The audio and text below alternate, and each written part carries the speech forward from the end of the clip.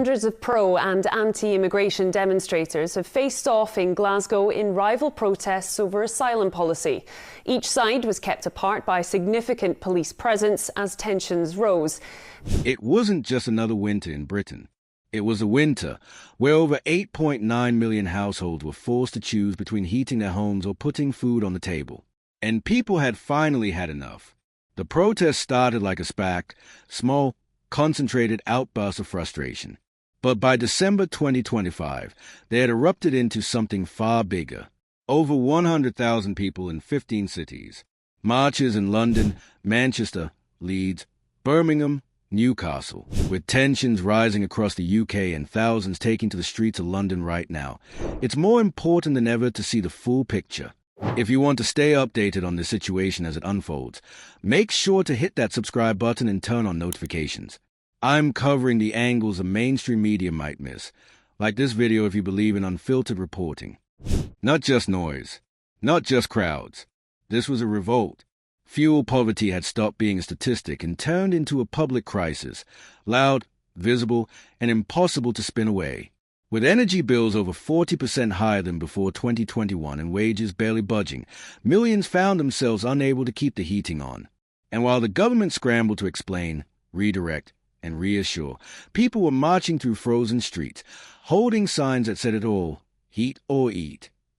This wasn't just a campaign. It was a message written across the country in cold air and kitchen cupboards left bare. These weren't dramatic explosions of anger. No smashed windows. No fiery one-day headlines. What made this different, what made this powerful, was the endurance. This was protest redefined. It didn't burn out, it settled in. It didn't escalate, it persisted. At first, the government underestimated it. Another winter protest, some union noise, maybe a photo op or two. But the marches kept happening. Candlelight vigils in freezing parks. Regional rallies in cities that didn't usually see this level of action. Elderly pensioners bundled in scarves on the front lines. It was quiet fury with staying power. And the longer it lasted, the more obvious it became that this wasn't going away. When the protest began, the demands were sharp and focused. Lower energy bills, restore winter fuel payments, support for vulnerable households. And eventually, the government cracked, at least partially. Chancellor Rachel Reeves reversed course and reinstated winter fuel payments for pensioners. A win, right? But the crowds didn't go home. Because this was no longer just about one benefit or one bad policy. The government's reactive response had exposed a deeper issue, credibility. People had lost faith in the system's ability to see what was coming and to care. The protesters knew that a one-off policy reversal was a bandage on a bullet wound. What they were demanding now wasn't just relief. It was competence. I know things feel really heavy in the UK right now. There's a lot of division and noise on the streets, but I want this channel to be a place where we can come together. If you want to be part of a supportive community, please subscribe. And like this video to show some love to everyone feeling anxious about the state of things right now. Stay safe out there, everyone. Long-term solutions. Trust. And that's what made this movement different. It didn't burn fast and fizzle out. It settled into the daily rhythm of society. It became part of the winter narrative. The heat or eat protests weren't treated like a passing crisis. They embedded themselves into the national routine, forcing the government to constantly respond, recalibrate, and explain, over and over again. While many protest movements rely on visibility, confrontation, and spectacle, this one worked because of its calculation, its persistence. It was a slow boil, not a flash fire, and that endurance changed the game. Because what happens when people stop expecting quick fixes and start demanding structural reform? What happens when public pressure refuses to be timed out? The answer played out in real time. The longer the protest went on, the more they shaped policy timelines. The usual strategy, wait it out, hope it fades, didn't work. Politicians who banked on temporary outrage were forced to reckon with a protest culture that had evolved. These weren't one-off marches. This was an organized, methodical pressure campaign rooted in economic pain that couldn't be ignored or managed away. Union involvement added muscle. Regional coordination brought scale. And the messaging? Unbeatable. The phrase heat or eat cut through political noise and landed straight in the gut. It wasn't about ideology. It was survival. That binary turned a complex, bureaucratic issue into something morally unignorable. It didn't matter where you stood politically. No one could pretend this wasn't a real national problem. And still, the government moved slowly. Each delayed response, each half measure, only reinforced a central complaint, that those in charge didn't understand the urgency, that they were reacting, not anticipating. And that fundamental gap between lived experience and political action is what made trust erode at a deeper level. Even with policy reversals on the table, public confidence didn't rebound, because it wasn't just about fixing what was broken. It was about asking why it broke in the first place, and who was watching when it did. The movement shifted expectations. People stopped hoping for quick patches and started demanding real change, long-term affordability, structural reforms, transparency. A reactive government suddenly looked outdated. Protesters weren't asking for outrage. They were asking for foresight, and the endurance paid off. Political timelines started shifting. Ministers who had once downplayed the crisis now scrambled to address it. You've seen the headlines, but the atmosphere down here is completely different. Subscribe so you don't miss the raw footage I'm releasing later this week, and like this video to help push this unfiltered reporting up the algorithm.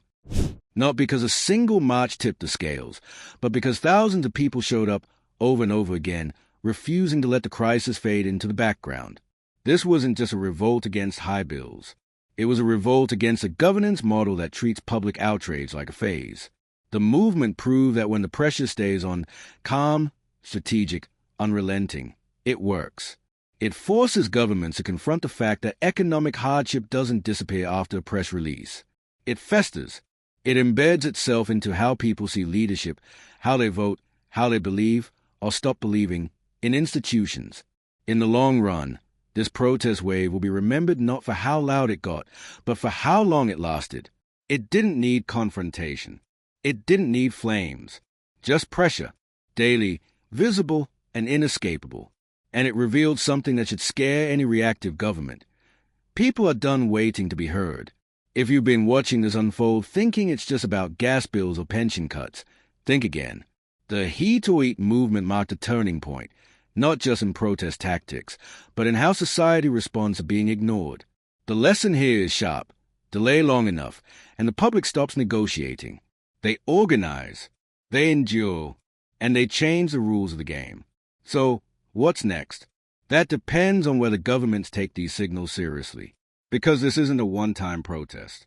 It's a preview, a warning that when structural issues are ignored, they don't disappear. They evolve into societal defiance. This winter might have been about energy, but the stakes were always bigger. Trust, responsiveness, leadership that actually sees the road ahead. Thanks for watching. If you followed this story all the way through, drop a comment with your thoughts. Were you surprised by the scale of the protests? What do you think this means for future movements? And don't forget to like, share, and subscribe. We're breaking down the chaos every week, and you won't want to miss what's coming next. Let's keep going, because this story didn't end when the headlines moved on. If anything, that's where it really began. See, the winter protest didn't just rattle a few ministers and spark some emergency meetings. They exposed something deeper, something every future government should probably be losing sleep over. That a tipping point had been crossed, and no one in power seemed to notice until it was already too late. Because here's what those marches really signaled. People no longer trust that their basic needs will be protected when a crisis hits. And that kind of trust, once it's gone, it doesn't just magically come back with a one-time payment or a polished statement from Downing Street. The protest had started with a simple question, with tensions rising across the UK and thousands taking to the streets of London right now. It's more important than ever to see the full picture. If you want to stay updated on the situation as it unfolds, make sure to hit that subscribe button and turn on notifications. I'm covering the angles the mainstream media might miss, like this video if you believe in unfiltered reporting. How are people supposed to survive when heating your home becomes a luxury? Not a comfort, a luxury. And the more the government fumbled a response, the more that question turned into a challenge, a reckoning. It wasn't just about rising costs. It was about what those rising costs revealed. That years of underinvestment, short-term fixes, and political point scoring had left the country exposed. When energy prices soared, the cracks weren't just visible, they became impossible to ignore. And for millions of households, especially the most vulnerable, those cracks became chasms. Let's not sugarcoat this. Fuel poverty in one of the world's wealthiest economies is a national disgrace. And yet, 8.9 million households entered winter without knowing if they could keep the heat on. That's not an oversight. That's a policy failure on a structural level. And the longer the protests continued, the more they started to ask a different kind of question. How did we even get here? Because this didn't happen overnight. The warning signs were there. Long before the marches, there were growing concerns about energy security, wage stagnation, inflation, and a general lack of forward planning. But each time, the response was the same: downplay, delay, distract, until the problem was so embedded that it turned into a movement. And that movement started changing things, not just in Parliament, but in the way people thought about protest itself. For years, the pattern was predictable. Something breaks, people get angry, they protest, and eventually it fades. But this time, the script flipped. What made the heat or eat protest different was a refusal to follow the usual playbook. There was no single dramatic climax, no viral moment that turned into a fleeting headline. Just relentless, measured pressure, week after week, month after month, across multiple cities. It became part of the national atmosphere. And it worked, not in some fairy tale, total reform kind of way, but in a very real, political impact kind of way. Cabinet ministers were called out publicly. Policy teams were restructured. Suddenly, long-ignored questions about energy equity and social safety nets were being discussed not just by activists, but by national media, union leaders, and economists. Because here's the thing no one in power seemed ready for: endurance is power. These weren't one-off protesters showing up for a photo op. These were working-class families, retirees, nurses, postal workers. I know things feel really heavy in the UK right now. There's a lot of division and noise on the streets, but I want this channel to be a place where we can come together. If you want to be part of a supportive community, please subscribe. And like this video to show some love to everyone feeling anxious about the state of things right now. Stay safe out there, everyone. People with jobs, kids, responsibilities, who still kept showing up because the cost of not protesting was higher. They were protesting because they were already living the consequences. And once a protest movement reflects a lived, daily reality for millions of people, it can't be dismissed as political noise. It becomes something else: a mirror, a reckoning, a referendum on the very idea that government exists to protect its citizens from falling through the cracks. So even as fuel payments were reinstated, and even as ministers tried to calm things down with concessions, the protests didn't stop. Because again, it was never just about energy bills. It was about the sheer absurdity of having to fight for something as basic as not freezing in your own home. And while government officials focused on damage control, they missed the biggest shift. People had stopped asking for help and started demanding accountability. They weren't just marching to be seen. They were marching to say, "We know you saw this coming, and you let it happen anyway." There's a cost to that kind of negligence. And it's not just political. It's cultural, psychological. It rewires public expectations. It teaches people that unless they keep the pressure up, they'll be forgotten. That unless they mobilize strategically, consistently, relentlessly, nothing will change. That's a dangerous lesson for a government to teach its people. Because once they learn it, they don't unlearn it. This winter, protest became a part of the national identity. It wasn't disruptive. It was routine. Not dramatic, but deliberate. It didn't have to be loud. It just had to keep going. And that's exactly what it did. For months, this pressure didn't let up, even with freezing temperatures, even as media coverage ebbed and flowed. Because it was never about staying in the spotlight. It was about staying in the conversation, staying on the policy agenda, making it politically impossible to ignore. And it worked because it didn't ask people to believe in a utopia. It asked them to believe in heat, in food, in fairness. These weren't radical demands. They were reminders of what society is supposed to guarantee. So now, what comes next? Because this isn't the end.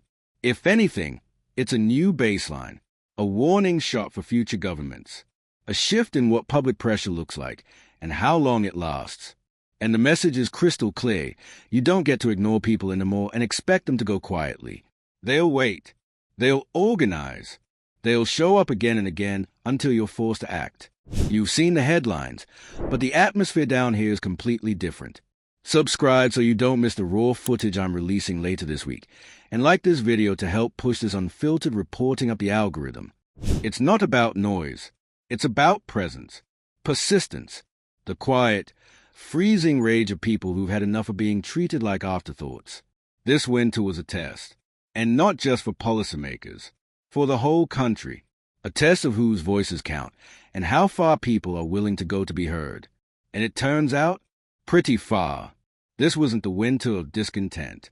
This was the winter of recalibration, where citizens stopped trusting promises and started trusting each other, where protests weren't events, they were commitments, where marching wasn't about making a statement. It was about making a difference. Let's stay with it, because this story, this moment, still isn't over. The heat or eat protests didn't just come and go. They stuck.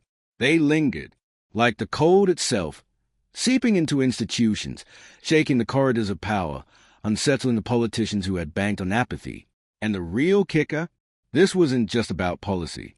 It was about perception, about trust. And when trust breaks on this scale, it doesn't just bruise a government. It changes the entire political weather. By January, the protests had stopped being framed as a crisis and started being treated as a movement. Think about that. When sustained unrest becomes normalized, that's a clear sign that your citizens don't believe in your ability to lead through a storm. Not anymore. Even the tone changed. These weren't angry rants or outbursts. They were methodical.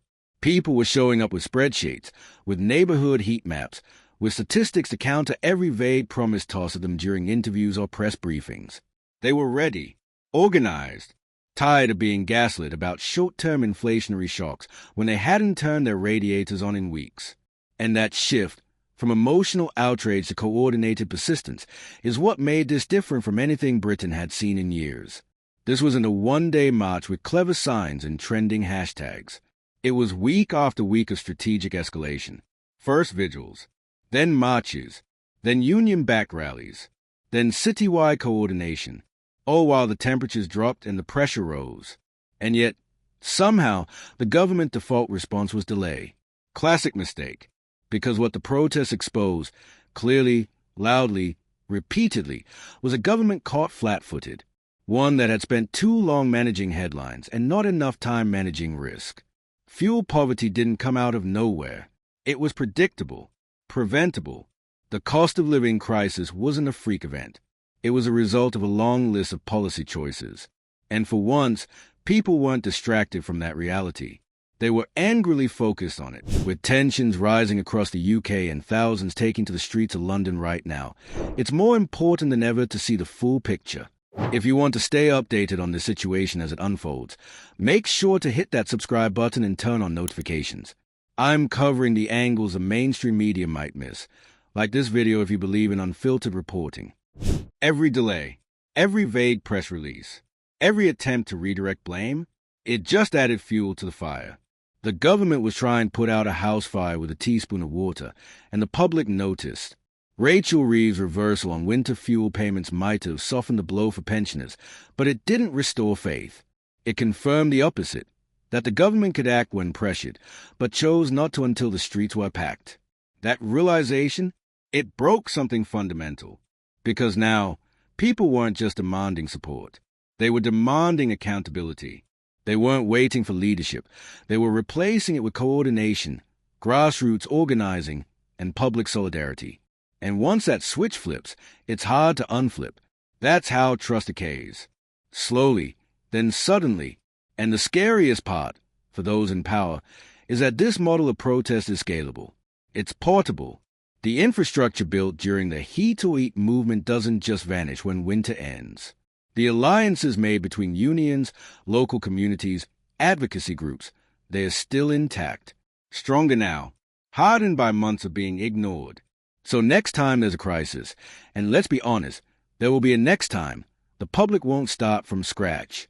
They'll be ready. They've learned how to coordinate without waiting for permission, how to build pressure without needing a headline, how to make government inaction politically toxic over time. And maybe most importantly, they've learned that waiting patiently doesn't get results. Persistence does, which means the stakes just got a whole lot higher. The model of reactive governance, wait until it's bad enough, then throw out a policy scrap, just isn't going to hold anymore. You don't get points for fixing what you broke in the first place. You get scrutinized. You get challenged. You get met with a public that knows how long you waited, how much you deflected, and how little you planned. And if you thought the issue was just about energy, think again. Because once people realize the system failed them in one area, especially something as basic as warmth in winter, they start questioning everything else. What other systems are this fragile? What other guarantees are only honored when there's a protest large enough to force them? You don't just lose trust in the department. You lose trust in the idea that someone's looking out for you at all. The ripple effect is real.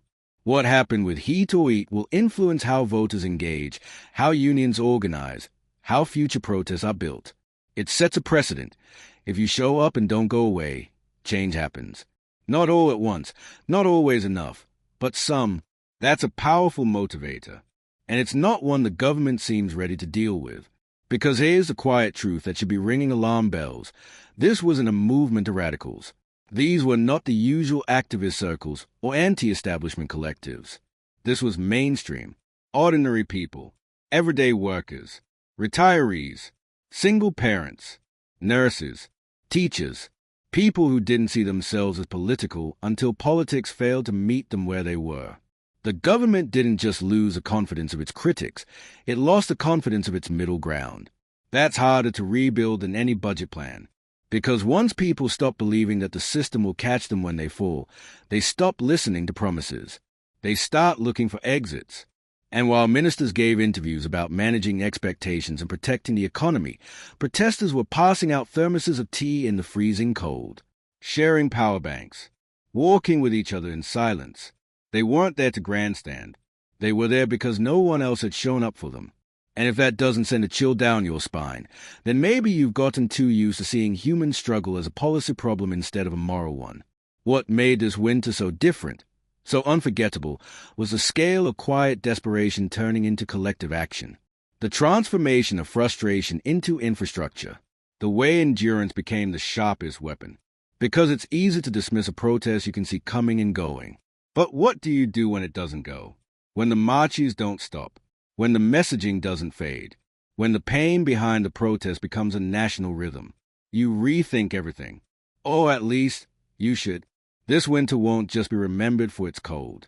It'll be remembered as the one where the government learned that people have limits. And when those limits are crossed, they don't shout. They stay. They stay in the streets. They stay in the headlines. They stay organized. And most of all, they stay angry until something actually changes. So if you're still here, still watching, then you're part of the audience that refuses to forget. That wants more than spin. That demands leadership worthy of the moment. And we're right there with you, breaking down the stories that actually matter. No fluff, no distractions, just the facts and the fallout. Let's keep pulling this thread, because it goes deeper than anyone in charge seems willing to admit. The Heat or Eat protest didn't end in a victory lap. There was no final press conference with confetti and applause. Because what they exposed wasn't a single problem with a clean solution. It was a system built to tolerate suffering, as long as that suffering stayed quiet. And this winter, it got loud, but not in the way the government expected. This wasn't chaos in the streets. It wasn't looting or riots or burning buildings. That would have been easier to dismiss, easier to police, to politicize. What happened instead was slower, smarter, harder to contain.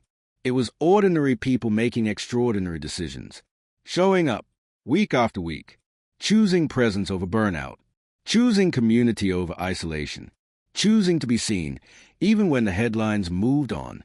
And let's be clear, they were exhausted. These weren't professional activists with time to kill. These were people using their last bits of energy, literal energy, to march after work, to bring their kids to a freezing rally because the cost of staying silent was higher than the cost of showing up. They were cold, they were tired, and they kept coming back. because they understood something the government didn't. This wasn't temporary. This was structural. And unless someone forced the issue, it would happen again, next winter, and the winter after that, and again, until protest stopped being an act of resistance and became a permanent survival strategy. That's the quiet horror of it all. The slow realization that for some people, basic dignity is now something you have to fight for. That being warm, being fed, being seen by your own government, these are no longer assumptions. They are battlegrounds. And when a government lets it get to that point, when it allows things to deteriorate until survival becomes political, you don't just have a crisis. You have a breach, a break between the governed and the governors, a rupture that no budget line or policy tweak can neatly stitch back together. Because yes, Rachel Reeves restored fuel payments to pensioners. That happened, but by then, the damage was already done. That move, too little and far too late, read less like leadership and more like damage control. A political concession, not a moral one. It didn't build trust. It confirmed what everyone already knew. They only act when they are forced to, and that's what made these protests so powerful. They didn't rely on hope. They didn't wait for empathy. They made the issue unavoidable. Ministers couldn't walk outside without seeing signs taped to bus stops. Couldn't scroll their phones without seeing clips of pensioners chanting in the snow. Couldn't sit through committee meetings without hearing the words fuel poverty on every agenda. Protest became a presence, not an event. And that presence pushed its way into every crevice of national discourse. And let's talk about the cultural shift for a moment. Because what happened this winter wasn't just political, it was personal. It changed how people saw their country. Suddenly, the idea of Britain as a place where no one gets left behind started to feel like a cool joke. A museum slogan. Something said at press conferences, but not reflected in practice. Because when you have nearly 9 million households struggling to afford heat, that's not a glitch. That's not a post-pandemic adjustment or an unfortunate side effect of inflation. That's a nation on the edge. And here's where things get even more uncomfortable for those in power. People didn't just notice. They took notes. They are paying attention now. To energy markets, to policy language, to economic forecasts. These aren't just protesters. They become watchdogs, analysts, reluctant experts in a system that was supposed to protect them. You don't get to ignore that kind of transformation. Because once people start understanding how they were left behind, they start asking why. And once they start asking why, the answers get uglier. Why did energy policy stay reactive while prices surged? Why were infrastructure investments deprioritized in favor of tax cuts? Why did it take tens of thousands of people marching in the cold for months just to get one benefit restored? Those aren't rhetorical questions. They're indictments. And the fallout isn't just political. It's moral. It's social. It's generational. Because kids saw this too. Children wrapped in blankets while their parents marched. Teenagers listening as the news talk about heating bills like they were luxury expenses. Young people watching their families struggle, not because of personal failure, but because a system designed to cushion hardship didn't show up when it mattered. And they won't forget. This winter became a collective memory, a shared trauma, something people will carry into voting booths, job interviews, social conversations, classrooms. And unless something fundamental changes, the long-term consequence won't just be economic frustration. It'll be apathy, the dangerous kind, the kind that tells people, no one's coming to help, so don't expect anything. And here's the kicker, the real tragedy beneath it all. It didn't have to be this way. The writing was on the wall well before the marches started. Energy prices had been climbing since 2021. Wages hadn't kept pace. The gap was visible, forecastable, preventable, but leaders blinked. They hesitated. They chose to react rather than anticipate. And in doing so, they sent a message louder than any policy. We'll wait until you scream. Well, this winter, people screamed. And then they didn't stop. They marched. They protested. They persisted. And they forced a reckoning that should have come long before anyone had to choose between putting on the kettle or putting on another coat. So where does that leave us? With a precedent, a blueprint, a warning. Because this movement, what it achieved, how it operated, changed the game. It showed that protest doesn't have to be dramatic to be disruptive. That consistency beats chaos. that even the coldest nights can't freeze out a movement built on necessity. It showed that ordinary people, when pushed to the edge, will become the most effective political force in the country, not with anger, but with endurance, with the power of not leaving. And now, the government faces a new reality. You can't rely on outrage to fade. You can't count on people getting tired. You can't expect short-term gestures to solve long-term betrayal. Because this winter proved that people are watching, organizing, marching, and they are not going away just because you're uncomfortable. So if you're still watching this, ask yourself, what kind of country do you want to live in? One where protests are the only way to access basic human needs? Or one where leadership means leading, before people are forced into the streets? Because the next crisis is always closer than you think. And this time, the public knows what to do. They'll march again. Louder, longer, smarter. And next time, they won't be caught off guard. Let's bring this all the way home. Because after everything we've unpacked, there's still one truth that can't be overstated. This winter didn't just change policy. It changed people. Something shifted in the national psyche. Quietly, permanently. Because when nearly 9 million households wake up every morning and don't know if they can afford warmth, it doesn't just cause stress. It rewires your sense of what's possible. It shrinks your expectations of government, of leadership, of justice. It redefines what feels normal. And once survival becomes a default mode, it's very hard to go back to trusting the system that let it happen in the first place. And that's what we're left with. Not just fuel poverty, but political poverty. A public so worn down by performative leadership that even the most basic rights feel like uphill battles. A government forced into action only after the optics become unmanageable. A population learning, in real time, that without consistent, visible pressure, nothing moves. Let's be honest, a restored fuel payment doesn't undo that kind of damage. It doesn't fix a decade of neglected infrastructure. It doesn't raise wages. It doesn't change the fact that policy decisions were made with full knowledge that millions were teetering on the edge. It certainly doesn't rebuild trust. And the people marching, they know that. They are not waiting for parade. They are not calling this a win. They know this is just a beginning, because they've learned that pressure works. Not in a flash, not with instant gratification, but over time. Steady, relentless, like water eroding stone. Protest as persistence, as muscle memory, as survival. And if you're in power right now, if you're sitting in an office trying to calculate your next move, this should scare you more than any single rally ever could. Because what's happening isn't rage, it's resolve. These aren't people who want to tear the system down. These are people who just want the system to work. And when it doesn't, they now know how to make noise that can't be tuned out. They figured out how to outlast you. That changes everything. From now on, every future crisis will be seen through the lens of this winter. Every policy delay will be met with suspicion. Every half-step will be scrutinized. Because the public has been through the cold, literally and figuratively, and they are done with waiting politely for someone to notice. They will notice. They will organize. And if necessary, they will come back. So, what happens next? Well, that's up to leadership. But the playbook has been rewritten. The old assumptions about how long people will stay angry, how easy it is to outlast outrage, those are gone. Now, people know they don't need to scream. They just need to show up. Consistently, calmly, strategically. And that's more powerful than any press cycle. This winter didn't spark a revolution.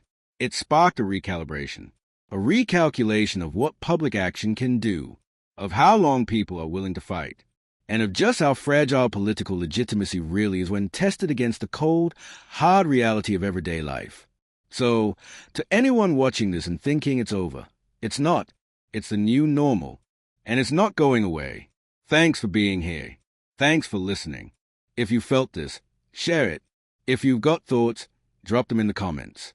And if you're not already subscribed, now's the time. Because we'll be right here, covering every fallout, every meltdown, every moment they wish you'd forget. But we won't, and neither will you.